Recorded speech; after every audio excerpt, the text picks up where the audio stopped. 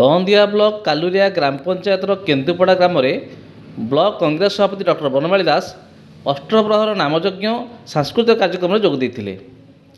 ସ୍ଥାନୀୟ କର୍ମୀ ଓ ଗ୍ରାମବାସୀଙ୍କ ସହ ବିଭିନ୍ନ ସମସ୍ୟା ବିଷୟରେ ଆଲୋଚନା କରିଥିଲେ। ଅଷ୍ଟପ୍ରହର ନାମଯଜ୍ଞରେ ବେଢ଼ା ପରିକ୍ରମା କରି ଠାକୁରଙ୍କ ଆଶୀର୍ବାଦ ଭିକ୍ଷା କରିଥିଲେ।